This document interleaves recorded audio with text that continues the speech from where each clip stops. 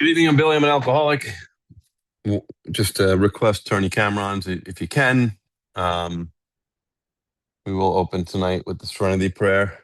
God, grant us serenity to accept the things we cannot change, the courage to change the things we can, and the wisdom to know the difference. Quick announcement. Um, if you're waiting on recordings, just know that some people who help with the recordings deserve to take a vacation. So they did. And so you should also know that we don't just flip recordings. We're very sensitive about any last names that might have slipped out by me, any guest, anybody asking a question. So those recordings are reviewed before they are let go, but they will be out soon.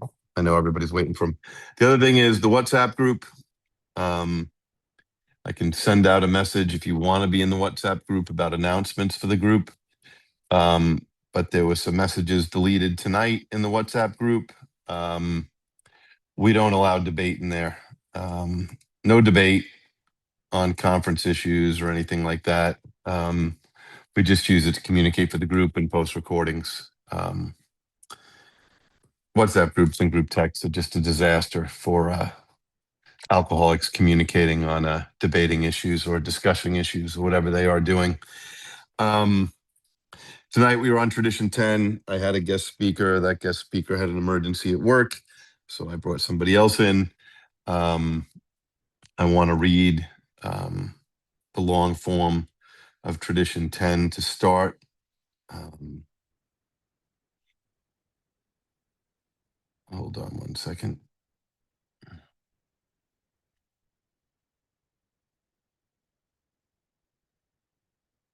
Oh, one more announcement. You might have seen in the Monday night group, there is a special workshop that's going to be held, not about the conference topics, but about process. Conference topics, report from the conference, that's up to the people who were there for you to go hear them and hear everything they have. But the one thing from the phone calls I've received and emails and everything else is that the actual conference process and some of the nuances of the conference, we do not spend a lot of time about at assemblies and other places. There's a couple of things in the service manual, but it doesn't really come close. So there's a lot of questions about, well, the 12 and 12 was changed with the floor action. There's a lot of bad information. The big book was changed with the floor action, but the big book wasn't changed with the floor action. It was changed by a recommendation from the literature committee, but that wasn't on their agenda, which leads to how does that work? So on Wednesday, the 24th, I think it is, whatever the flyer says, we will methodically walk through how the conference operates, like methodically. How does it really work? What happens?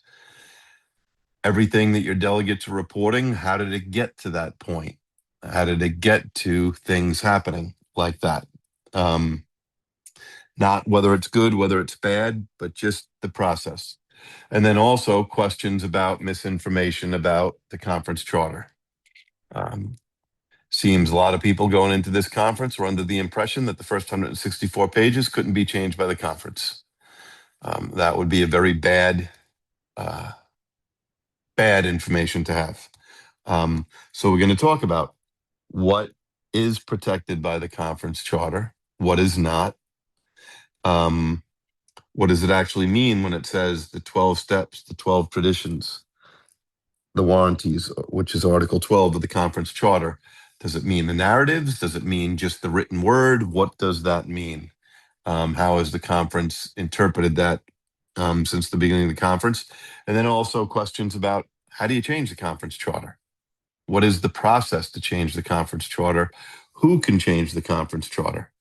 And can the whole conference charter be changed, or just certain sections or articles can be changed by the conference, but the others require the same approval to change steps, traditions, and warranties? So all of those questions, bring as many questions as you want, will be covered.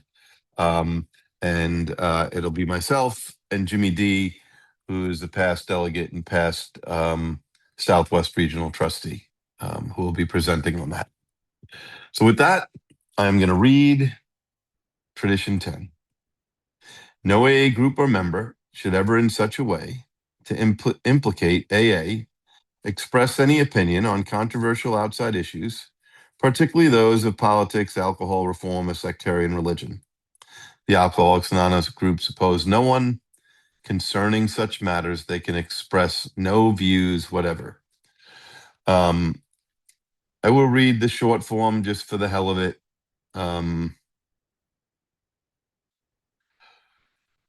Alcoholics Anonymous has no opinion on outside issues, hence the AA name would never be drawn into public controversy. So a couple of things I just want to talk about at a high level. Obviously, the biggest difference between the long and the short is the long calls out AA members. It does not just say AA groups. And so there are many questions about that, like, when are you an AA member? Is being an AA member being like Clark Kent? Are you Clark Kent until you go in the phone booth and change into the cape and whatever else? Or are you an AA member 24 hours a day? Like, when are you an AA member? Especially since at the level of press, radio, and film, internet, we are anonymous. And how do we reconcile this with Tradition 1? Which Tradition 1 basically says we get our freedom back as an individual, that no organization cherishes our right to be an individual more than AA. And what it really comes down to is number one, sacrifice. That AA comes of age says the whole future of AA is dependent on Tradition 12. That's what it says. I didn't say that. Bill said it. The whole future is dependent on Tradition 12. And Tradition 12 is all about sacrifice. And so, yes, some of the things, the freedoms you get, you might have to rein in a little bit with a little sacrifice. Maybe we don't get as much liberty as someone whose life doesn't depend on being an AA member. The other thing is, we don't have a cape in Alcoholics Anonymous. So it's like hard to tell. Like Superman, it's easy. Clark Kent, Superman, very easy to tell the difference. Bruce Wayne, Batman, very easy to tell the difference. But not so much with all of us. We go to work, kind of look like the same person that goes to AA. Sometimes you go to AA dressed one way. Sometimes you might go to AA dressed another way. Sometimes you might be going to AA on the way to work. So you have your work uniform or your work shirt or your scrubs or God knows what else. Someday you might go to AA after work. Someday you may run home, take care of the kids, cook dinner, do whatever you have to do. You didn't even have time to change yet in your busy life that AA has given you. So in AA, it's a little bit more difficult as to when are we an AA member. I think we can safely say that when we are in a meeting of Alcoholics Anonymous, we're an AA member.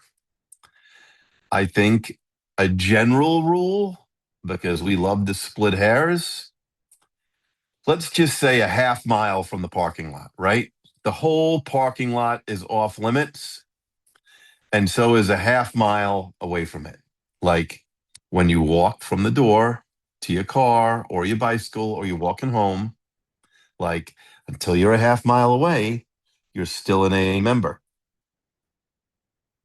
If you're at some kind of AA event, if you're at a convention, a roundup, service workshop, might be at a library, might be at a school, might be at a hotel. If you have a name tag on, it's very clear you're an AA member. In the good old days, we used to say that's why you don't smoke on the elevator in a hotel with a registration badge on, because that's going to be the other people's impression. So you have to think about, when am I an AA member? You could get into a discussion somewhere in life with someone that knows you're an AA. And they don't know our traditions, and the conversation is around kind of AA related topics, and all of a sudden a controversial outside issue comes up. And remember, the long form focuses on controversial outside issues. And obviously, politics, alcohol reform, and sectarian religion, which are basically like Thanksgiving instructions from most people's families, right? I mean, most people's families would prefer if at the Thanksgiving table, those subjects did not come up. Because those subjects stir emotion. Those subjects, people sometimes have very strong feelings. And then we have the world we live in today, which is super polarized, super extreme on either side. I don't care if you're left winged, right winged, whatever. Politics, it's very different than when I came in. Just think about it. I mean, TV, end of World War II, leading into the 50s and 60s and 70s. The first AA public service announcement on TV wasn't until 1966, some like 20 something years after TV really became popular, where people had one TV in their house. But even leading up into the 80s and really the 90s, in certain cities, the newspaper came once a day. I grew up in New York on Long Island. In the morning, people got the daily news. In the afternoon, people got Newsday. I was a Newsday paper boy. I'm not a get up in the morning kind of teenager, okay?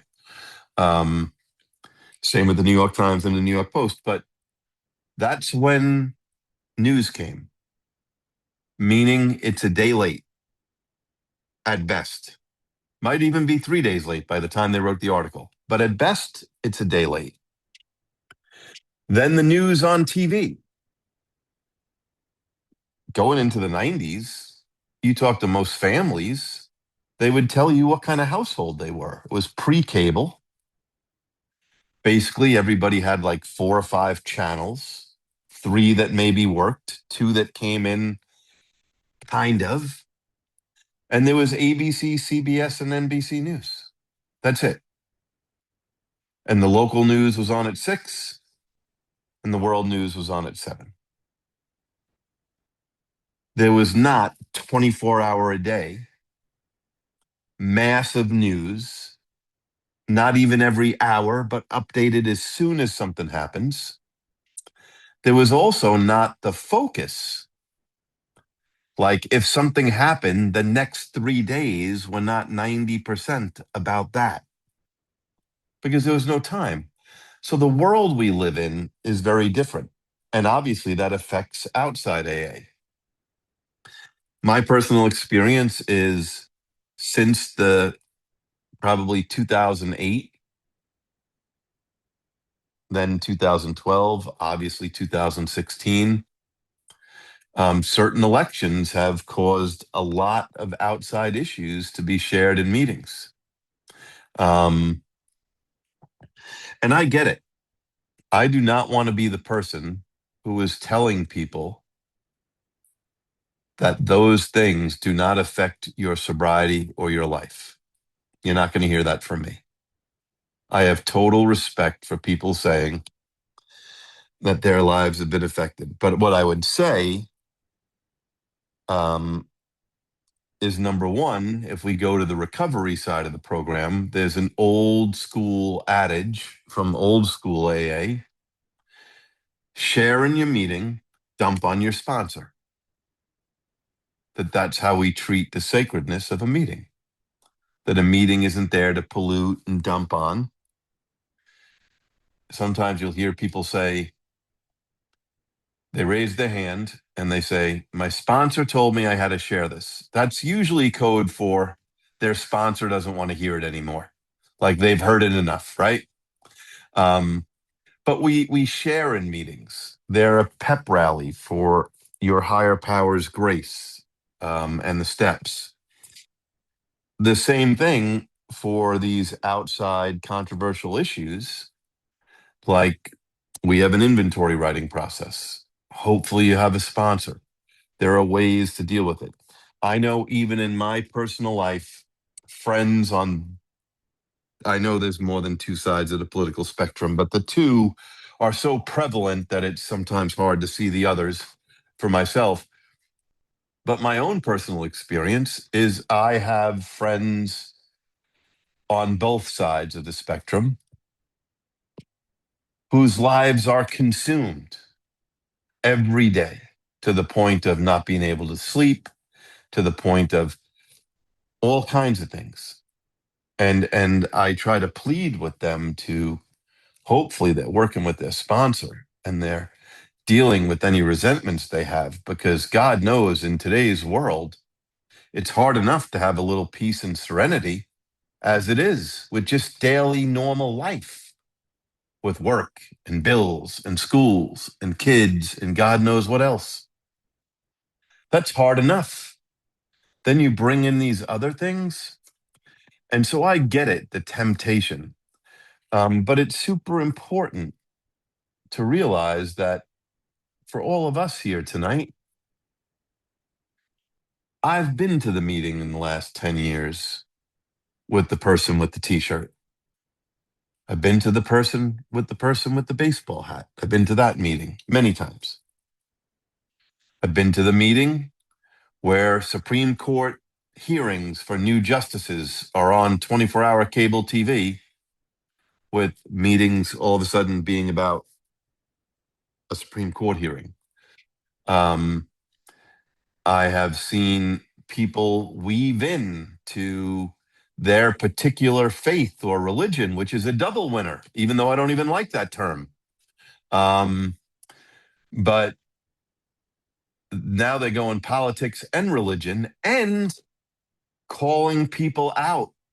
I've actually heard someone say, I don't know how anyone could vote for that person and be sober. I've heard people say, I don't know how anyone could believe that and be sober. I'm just reporting things I've heard. And in today's AA, we have to be so careful for the newcomer. The newcomer is who this is all about.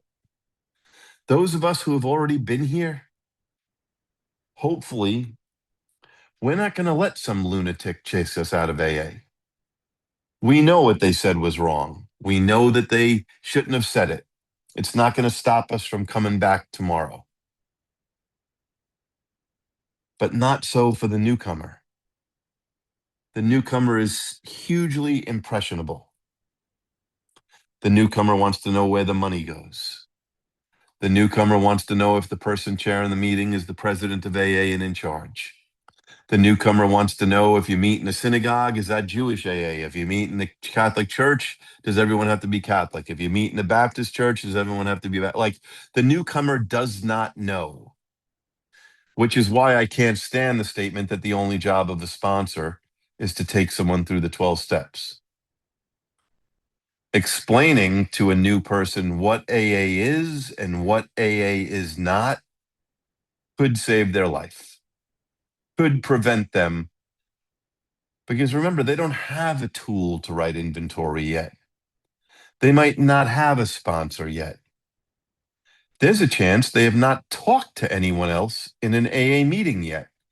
They're just kind of checking it out. They walk in, they walk out. That level of new person, something could affect them. And our duty and responsibility, the way I read it, is to offer help to any alcoholic that's looking for help. I don't get to decide, are they a Democrat or a Republican?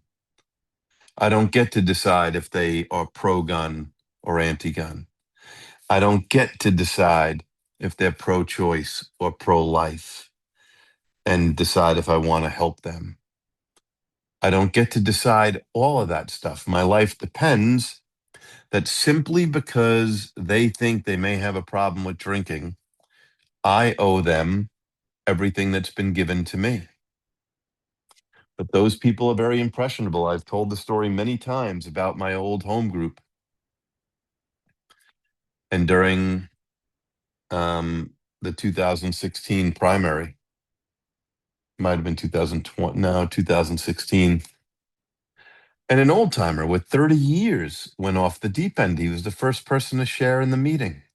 He didn't like any of the 8 people who were in the debate.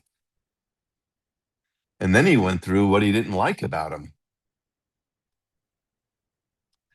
And then, thank God, a woman raised her hand like 3 shares into the meeting. And she said, we don't talk about that stuff here.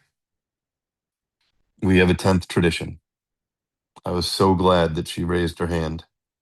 And other people had their hands raised. Um, but she brought the meeting back on track. But after that meeting, a young gay man who had been to about 3 meetings walked up to her when she was talking to someone else and said, I really want to thank you for what you said, because I had a feeling based on what he said that I wasn't welcome here. And that breaks my heart. That's why we have to keep all politics, all outside issues, all alcohol reform, all sectarian religion. We have to keep it out. So I've asked my friend Christian M. Christian, hold on. I'm going to make you a co-host in a second.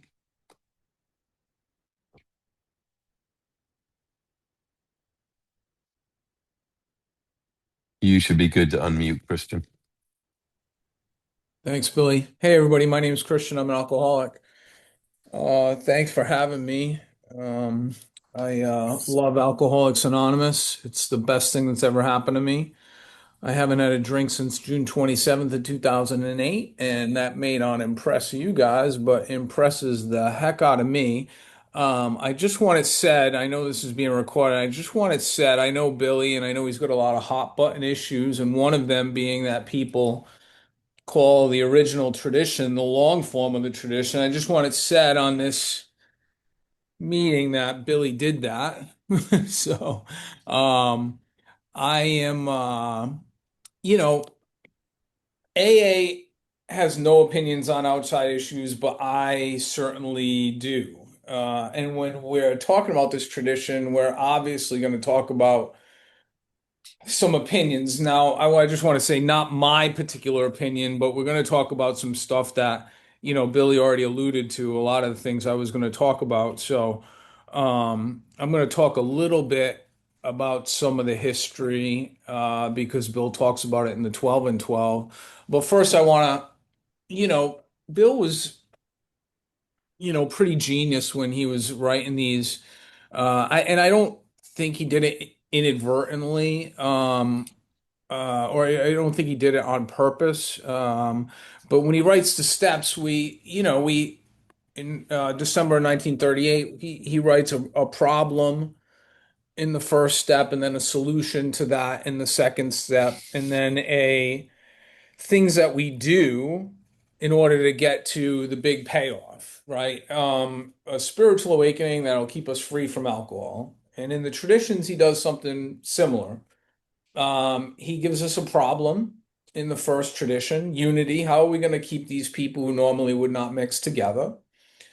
And then the answer to that is a loving God as he may express himself in our group conscience in tradition two. And then instead of actions that we take, we have sacrifices that we make in order to get to the big payoff, which would be spiritual anonymity. And Billy talked a little bit about tradition 12, which allows us to stay together. And in tradition 10, I'm giving up my opinions. Um, it's debatable on where, and what's publicly and what's not. And hopefully I'll talk about that in a little bit. But first, I wanted to talk about um, what happens on Thursday night, April 2nd, 1840. Six Baltimore hardworking guys are having drinks like they usually do at Chase's Tavern on Liberty Street in Baltimore, Maryland.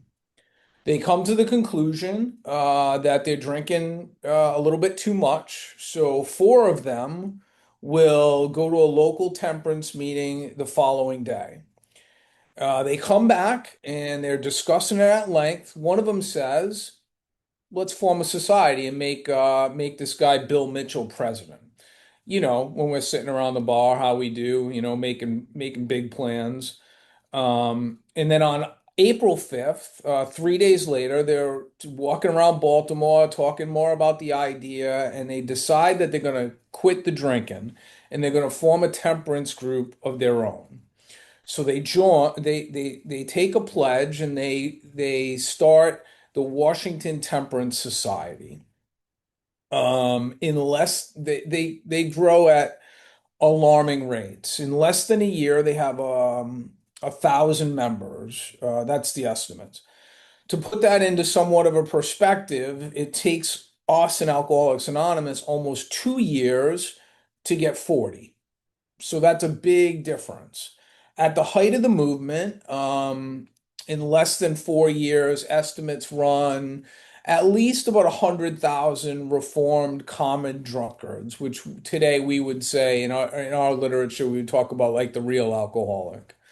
They got 300,000 heavy drinkers, or they call them tipplers, common tipplers. And they become total abstainers as well, no drinking, and they have untold thousands of sympathizers, which would be non-alcoholics and or alcoholics. They had no singleness of purpose.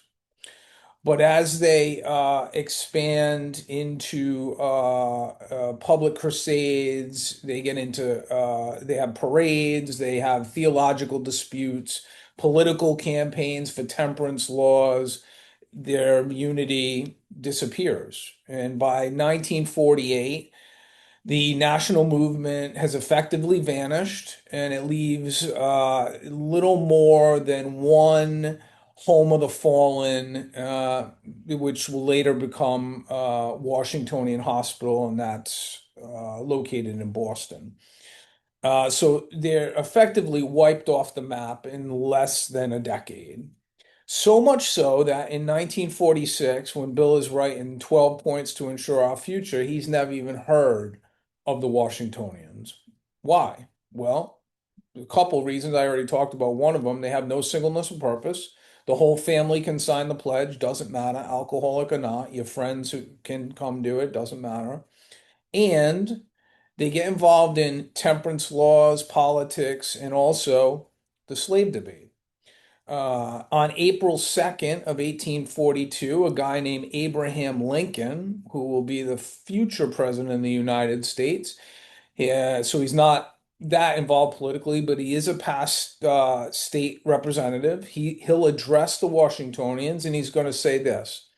And now let us for this reason join hands and unite in the furtherance of this work until everywhere throughout all the habitations of men the victory shall be complete. The one victory we can ever call complete will be that one which proclaims that there is not one slave or one drunkard on the face of God's green earth. So they obviously get involved in the slave debate. Imagine, if you will, if one of the current politicians of the day were to get up at the upcoming 2030 International Convention in St. Louis and address Alcoholics Anonymous, what would happen? We'd burn the place down probably, or half of us would burn the place down. So the original tradition says no AA group or member should ever, in such a way as to implicate AA, express any opinion on outside controversial issues.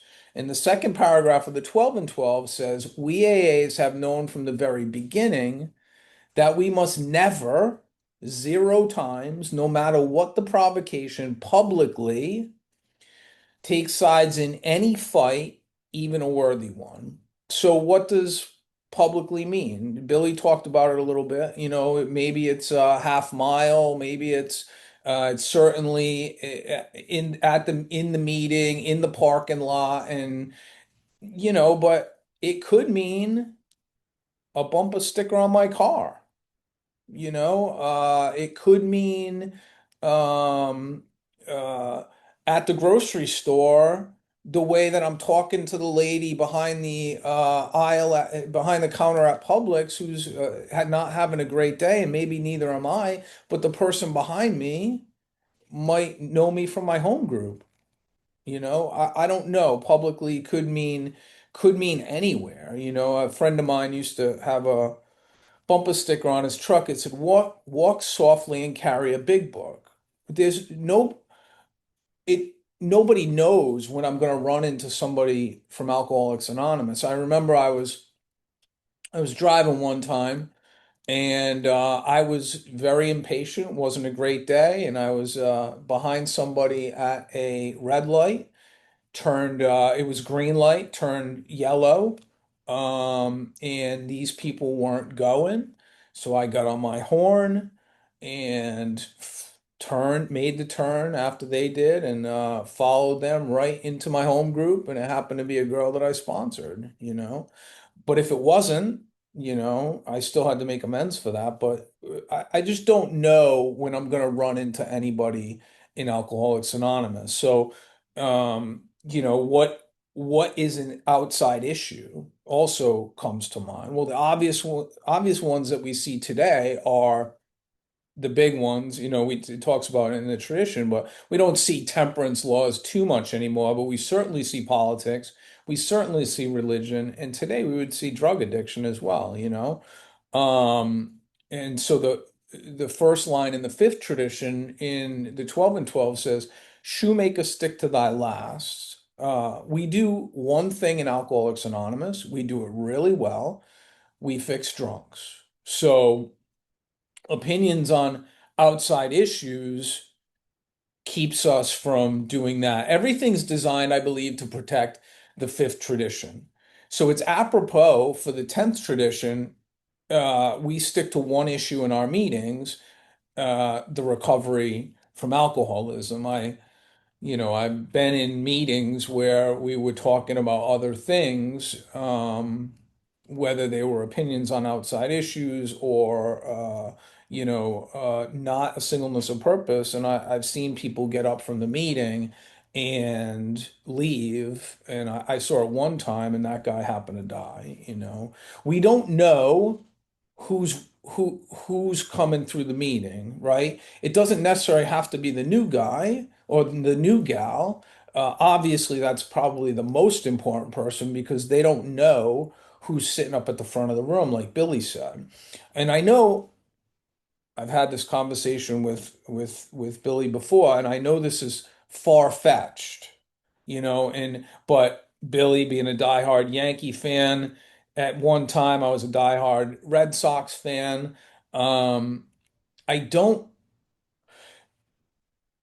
When somebody's up at the podium or greeting at the door and they have their favorite team shirt, I know that most people don't know, but I don't know if that person who's coming through the door possibly, and again, this is hypothetical, but it's always possible that that person used to work for the Yankees or that person's mother used to work for the Yankees and she got fired and it destroyed the family. And that kid or that guy or that gal may not approach me and ask me for help. I know it's far-fetched, but I always have to think of every little thing, that every little scenario when I'm trying to protect the 10th tradition, excuse me, no, the fifth tradition.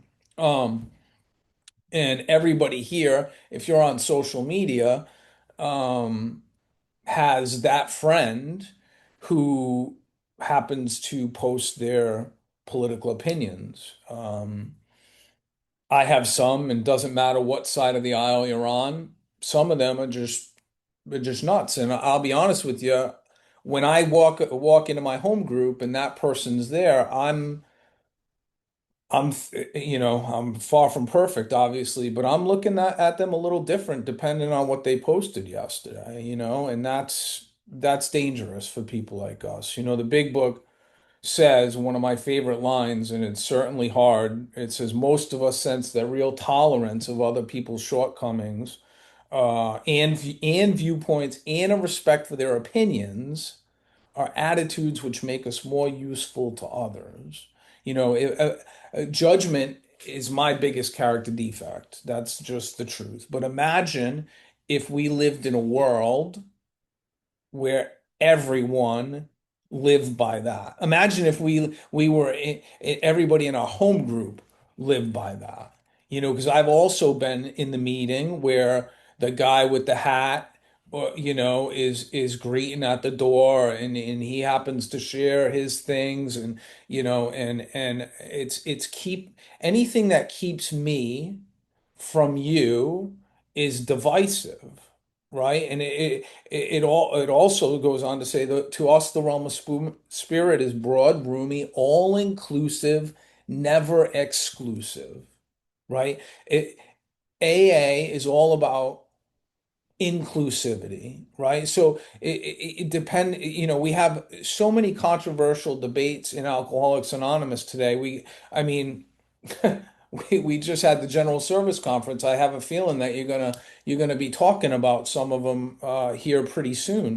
Whether we should what we should do about words coming out of the book, whether you're recovered or recovering, how you do a fourth step, whether back in the 70s, whether you did the 12 steps out of the 12 and 12 or you did them out of the big book. It's anything that separates me from you, whatever it is disunifying, right? So back to the first tradition. So um, I in my house, how do we talk about how can we apply these traditions to our life? In my house, me and my wife lean a little bit differently on the political spectrum. Not a little bit different, we lean differently. And we don't talk about politics in the house, just period. We don't talk about it. We have no opinion on that particular issue because it's bound to be disunifying for us. So, um, couple couple things like Bill, a couple other historical points of interest. Bill was actually talking to Reverend Fulton Sheen, and he was looking at joining a particular religion. And apparently, it is different historical evidence to this, but apparently he was pretty close. And one of the reasons that he didn't was because he felt that doing that would have given the fellow would have given the impression that people in the fellowship should move in that direction as well. So he decided to put that completely on hold, or not even on hold. He just didn't do it. So to protect the fellowship as a whole, Bill was always not worried, but always focused on AA and how we can help more drunks. So I'm gonna say this and shut up. Uh, you remember the Oxford movement? Well, it was started by a guy named Frank Buckman, and on August 25th of 1936, this is a misquote, but it still went out in the New York Telegraph as this. He said it, but it was, out of context. He says, "I thank heaven for a man like Adolf Hitler, who built a front line of defense against the Antichrist of communism." Um, Imagine if, again, Bill or Bob or any of the people Bill considered a founder had come out and taken such a political view. We wouldn't be sitting here today on this Zoom talking about the 10th tradition because AA probably would never have got off the ground. So I'm grateful to be here. I owe Alcoholics Anonymous my life. Thanks. Thanks, Christian. Really appreciate you stopping by and throwing out all that history, going way back so that people could hear it. Um, I do want to just comment on one thing that he said, and I know that some people say it's crazy, but if you read the AA group pamphlet, we don't hint or suggest that we have a solution for any other problem, including drug addiction. Now, that's an important thing to understand, not drug use. We don't have an opinion on drug use. We don't have a solution for drug addiction. There's plenty of people. Alcoholics have lots of problems: drug use, food, sex, codependency, God knows what else, trauma, everything. Um, we just don't have a solution for that. We have a solution for alcoholism. Um, but this is getting worse and worse. And the last couple of general service conferences, everything I see afterwards is people are accusing other people of bringing uh, outside issues into AA. The thing is, once the issue is in your group, it's now inside. You're going to have to decide what to do. Um, everybody deserves to recover in Alcoholics Anonymous. That's the beauty. That one line, if I see if I can pull it up quick. Let's see.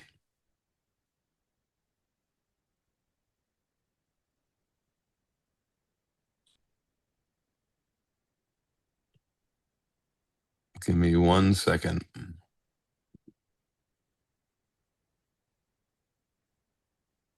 I have to see what I filed it under. Oh, yeah. Here's what I filed it under. But page 161 of the big book has one of the most important lines in the entire book. No one is too discredited or has sunk too low to be welcomed cordially if he means business. Think about what that's saying. No one is too discredited. Doesn't matter what you did. No one is sunk too low to be welcomed into Alcoholics Anonymous if you're here for your problem with alcohol and alcoholism. We don't question who's sitting next to us. And now we have safety guidelines for behavior in meetings. But I just went through this in a place in South Florida. First time for me. Maybe other people have run into this. But one group banned a member,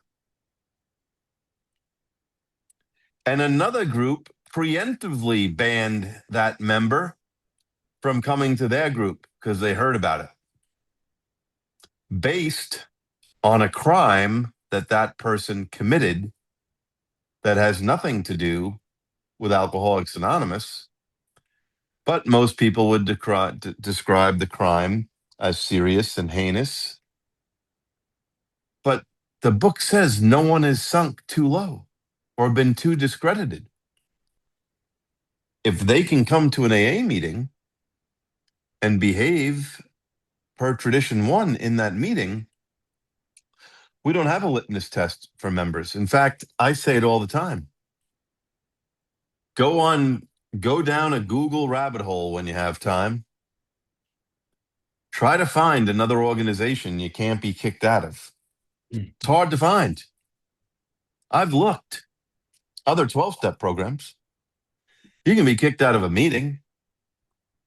You can't have your AA card pulled. That membership is yours. So I'm going to open it up for questions. Please send it in via chat if you have any questions.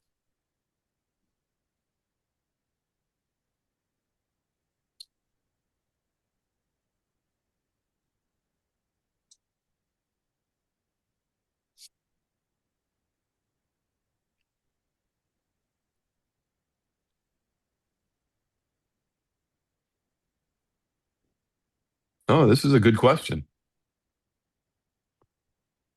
Should meetings make announcements on election day about tradition 10? That's a really good question. I don't know if I'd want to take an opinion on anything that happens outside, but there's nothing wrong with reinforcing tradition 10 or reading the long form and reminding people. Um, but that's a great question.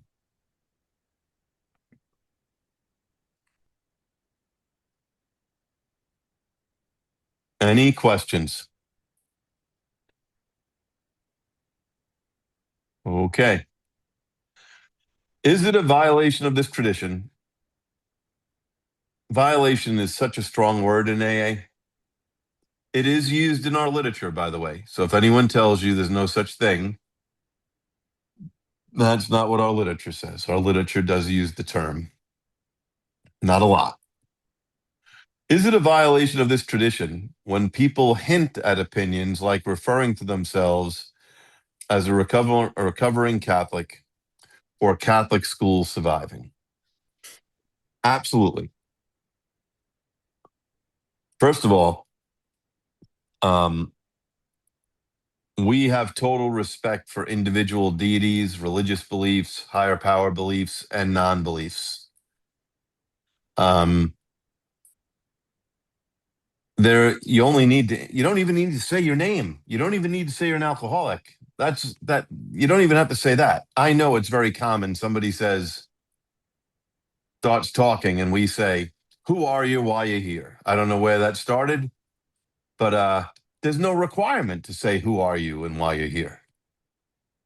It's your personal choice to decide you're in an AA meeting and you belong there. Not our business. But the way I read those statements, yes. Christian, what do you think? You know what? I, I only hear it with Catholic. I never hear recovering Jewish person or any other recovering Buddhist. I only hear it with Catholic people. I think even if it was, no matter what, and I know some people who happen to find that offensive. So I think it's disunifying. Certainly, I think mentioning your uh, religious views, no matter what they are, is having an opinion in and of itself on an outside issue. So I don't think there's really a place for it in AA. And it's one of the things that I said, it's going to separate me from you, when I say it. So yeah, I don't think it's a good idea. Okay. Next question. How do you get a meeting back on track appropriately after tradition 10 has gone off track? Okay. I want to give some practical advice here in fairness to chair people who raise their hand, they're the chair for the next month or the next 6 months. AA is a strange place. That goes without saying. But here's what happens. A chairperson does their job, and then everybody is rooting for the person who broke the tradition, or everyone's accusing the chairperson of overstepping. Every good home group in their business meeting should have a clear group conscience that the chairperson is expected to keep the meeting on track. That might include length of shares. It's their job to tell people that they've, spoke for enough to move on. And also regarding tradition 10, so that the chairperson knows that's their job. And so that the other group members aren't off the hook for being responsible and giving them the ability to give the chairperson a hard time. So you can do this in a kind and compassionate way. And you might not even have to say tradition 10. You can say tradition 10, but you could kindly say, we don't talk about that subject here per our traditions. Just something nice.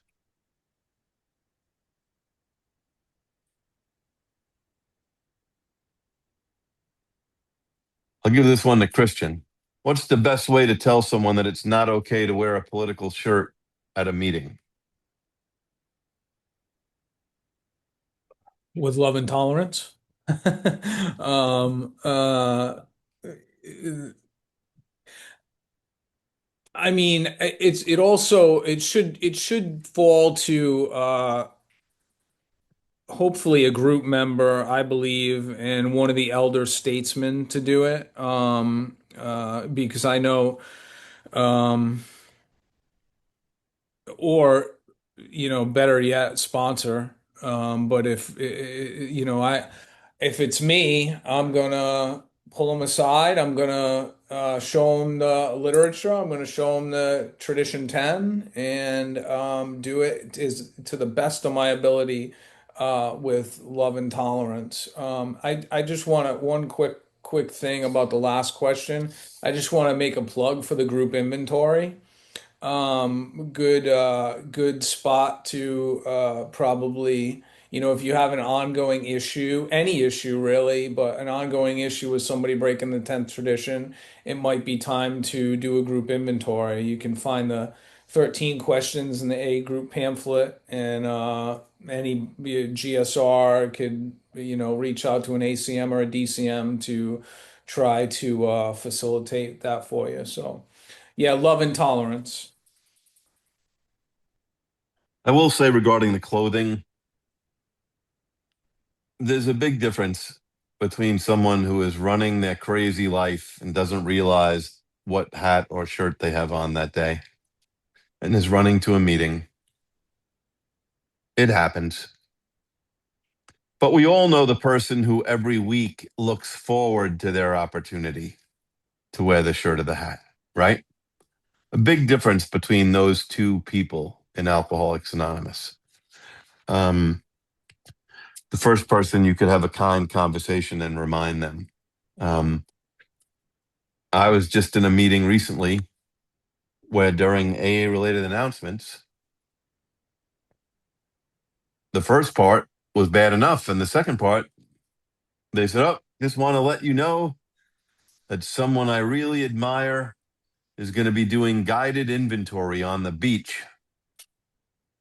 It's going to be at 9 a.m. on Saturdays, and it's $5 a person, right? Yeah. We don't advertise CrossFit. We don't advertise yoga. We don't do anything like that. It makes it look like that announcement to a newcomer, like, oh, we must have to go to guided meditation if we're in AA. And let's face it, let's go back to the newcomer. That's like telling a newcomer you have to kneel to pray. That's like telling a newcomer that you have to believe in the God that everyone else here believes in. It's like telling a newcomer, yeah, AA, we're all about guided meditation. It doesn't mean we don't like guided meditation. It just means it's not part of AA. It's separate. Any other questions?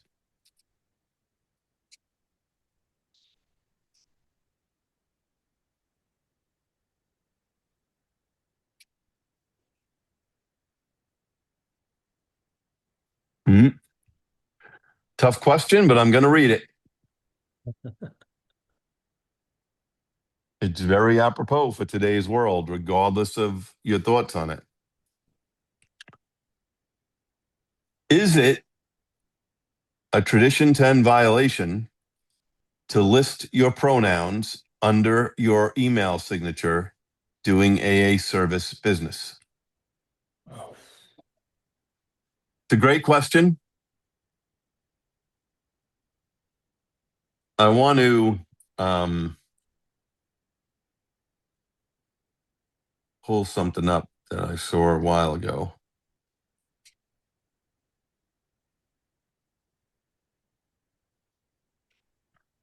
That's an amazing question. In most AI platforms that people go to right away these days,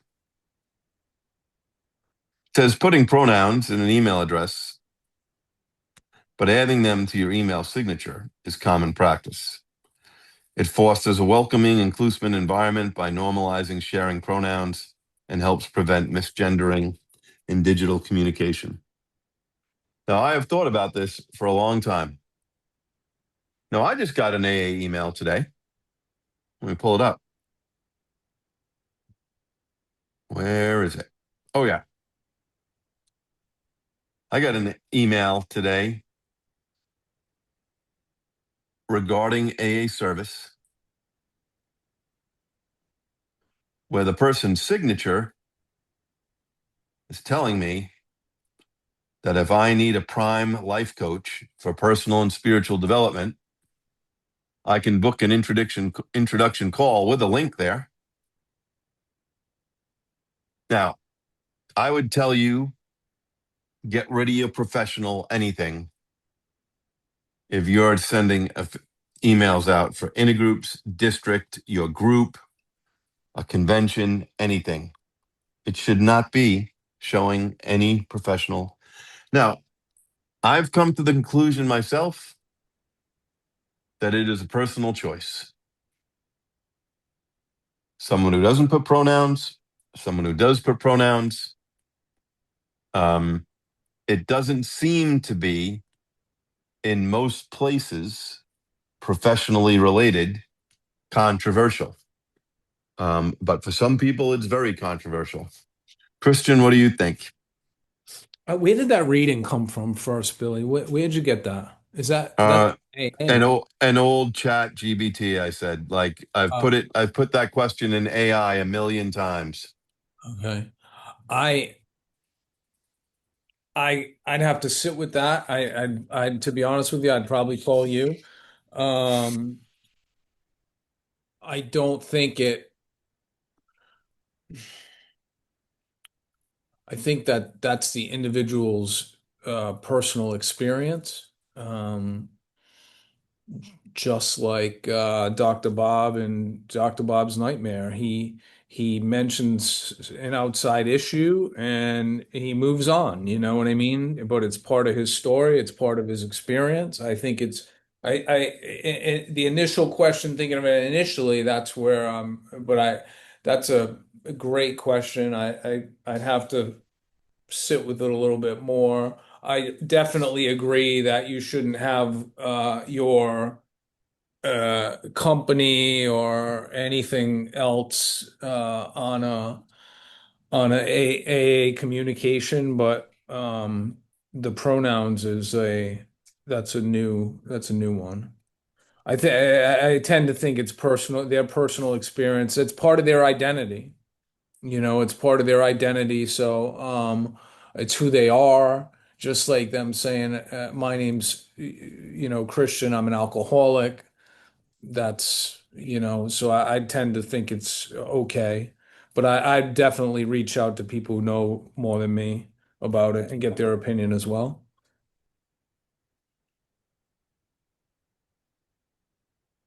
Any other questions?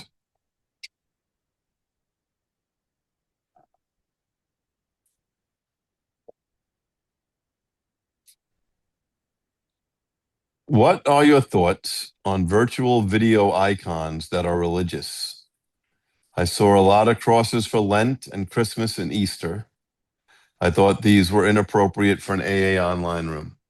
Yeah, let me give some practical advice right now about most virtual platforms.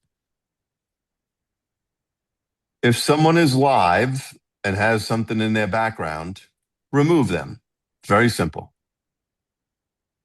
But there is a setting in the master controls, like if you see everybody now who doesn't have a um, camera on, you'll see that there are no pictures. That's because that's set in my master account on Zoom that you cannot have a picture if you have your camera off. Now, virtual backgrounds, if they show politics, alcohol reform, anything religious, should not be in an AA meeting online. They just shouldn't be. So, um, we have very creative members, and they will try to find a way to put certain things up, right? But I would say change your master controls. You can do it in Teams, you can do it in Zoom, you can do it in GoToMeeting. You can shut off the user's ability to put a picture when their camera is off. It'll just be like what you're seeing here. So,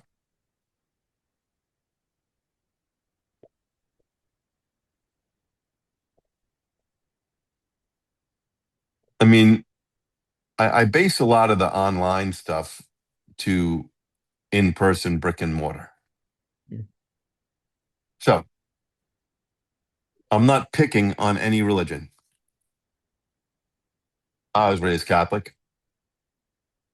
But if I came into my meeting and decided to sit in my chair and not be wearing a crucifix, but yet holding one up in my chair, I think somebody in the meeting would have the right to say, Billy, yeah, you don't get to hold up the crucifix in the meeting. Same with the Jewish star or God knows what else.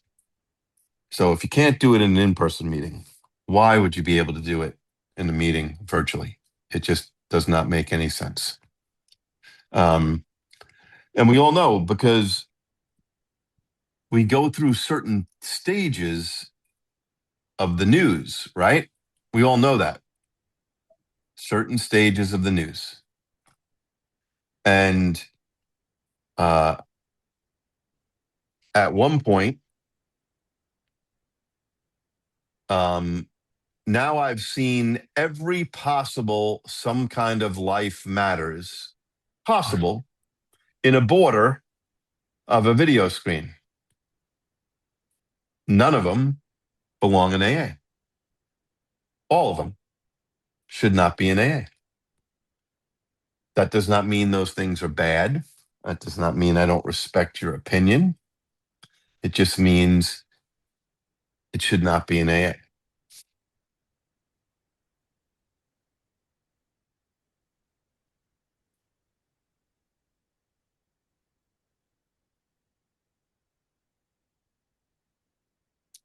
Good question. What about things that are tattooed on people? Great question. I personally would view a tattoo the way I would view someone wearing a religious emblem around their neck.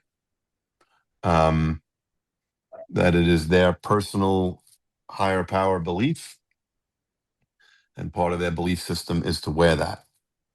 I have been in an AA meeting where someone told someone wearing something on their head for religious purposes to take the hat off.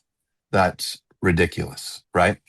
Like, we can allow people individual religious freedom as a person if they are not making an announcement that everybody has to believe that way.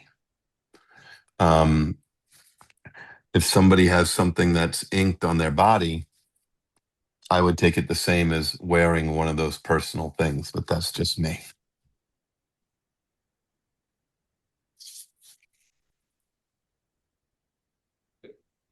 Billy, can I say something about that? Of course. So I'm not sure if everybody knows, but Dr. Bob had a handful of tattoos on his arms that he always wore long sleeves. He didn't like his tattoos. He wished he never got them, and he always wore long sleeves to hide them. I think that. Same thing with the religious shirts that I see a lot. And whether it's crucifix or not. Um, I'm trying to always protect myself from, or protect a new person from, I don't want to give any reason that somebody's not going to approach me and ask me for help. That's what I was always taught to think about the 10th tradition. Am I wearing something, saying something? Does my tattoos show something that is going to keep somebody from approaching me after the meeting and where we can share, whether it's in the meeting or in the parking lot or at Publix, but listen, I have a lot of tattoos, so none of them are religious. But if somebody has a thing against Pete's Dragon, then we're probably going to have a problem. So, So here's a question. I'll say something, then Christian can go, but how is wearing a cross versus a sports team jersey different? I'm confused. So I am one of those people. I take the word controversial at heart. What is really publicly controversial? I do not find sports jerseys controversial. Now, if you're an Auburn and some lunatic Alabama fan wants to go there and wear an Alabama shirt, right? That's his choice.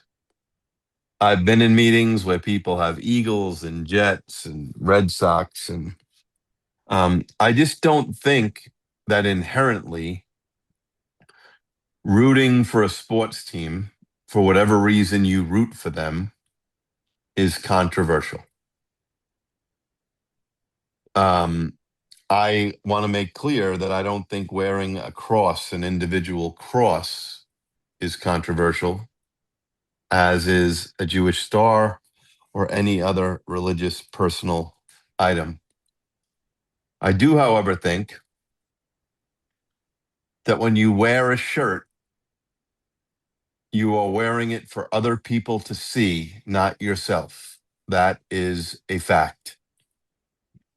So, religious shirts that have a message on them implying that you should believe a certain way, those you're wearing to send a message to someone else, not to yourself.